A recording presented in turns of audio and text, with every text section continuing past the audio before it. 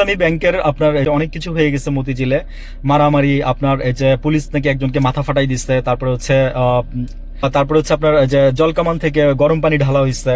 আপনারা যাদেরকে বসাইছেন বা যেভাবে দেশ চালাইতে চাইতেছেন, আপনারা এভাবে দেশ চালাইতে পারবেন না। ভালোর উদ্দেশ্যে বললাম কথাগুলো। কেন বললাম যে এগুলো মানুষ চায় নাই, এগুলো মানুষ চায় না আপনারা যেগুলো করতেছেন। আমি একটা কথা বলি প্রায়, যে বাসটা দেখবেন যে ছোটবেলা থেকেই খুব বড় হবে, সেই বাসটা মাটির নিচ থেকে খুব মোটা হয়ে উঠবে। বাসটা চিকন হয়েই মানে বড় হয়ে চিকন হবে, সেটা চিকন হয়েই উঠবে। ওনার লক্ষণ দেখলে বোঝা যায় যে এই সরকার আমাদেরকে কি দিবে আর কি দিচ্ছে না।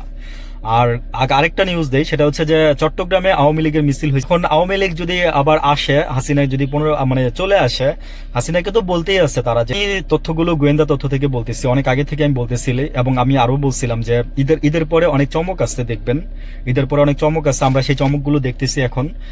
আর সামনে আরো চমক আছে, হ্যাঁ আরো চমক আছে, দেখবেন। জনগণের পালস বুঝে তো তারা কোনোদিনই রাজনীতি করবে না, যেই রাজনৈতিক দলই আসুক। মানে উনি তো সুন্দর সুন্দর কথা বলে, এবং ওনার কথাই আসলে ওই যে বলে না যে চিরা তো আর ভিজে না ভাই। দেখেন ওনার, আমি বলবো যে আপনার বাবা মায়ের সম্মানটা আপনি কি রাখতে পারতেছেন? শুনেন কথাগুলো, তারপরে বুঝতে পারবেন। লিফটের সামনে দাঁড়িয়ে আছি, লিফটের জন্য অপেক্ষা করছি, আমার পাশে এসে আরেকটি লোক দাঁড়ালো।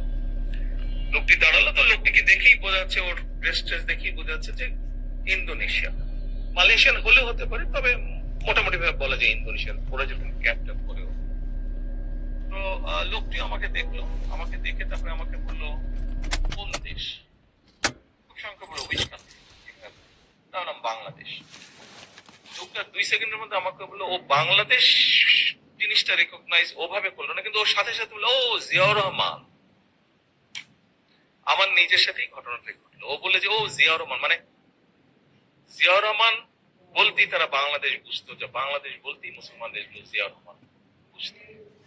এটাই ছিল সন্তান হিসাবে আমার আরেকটি এক্সপিরিয়েন্স, যেখানে সন্তান হিসাবে পিতার জন্য আমি গর্ব অনুভব। যে জিয়াউর রহমান, খালেদা জিয়া যেরকম ছিলেন, আপনি তাদের মান সম্মানটা রাখেন। হ্যাঁ, আপনার যে অনারেবল পার্সন ছিল, বা তাদেরকে যে দেশের মানুষ সম্মান করত, বা কেন করত, ভালো কাজের জন্য করত।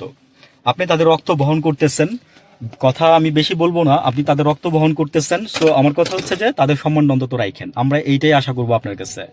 দেশের মধ্যে বিশৃঙ্খলা অনেক হয়ে গেছে, অনেক হচ্ছে, সামনে আরো হবে। আপনি কিভাবে মোকাবেলা করবেন সেটা আপনি জানেন। ভালো থাকবেন সবাই, আসসালামু আলাইকুম।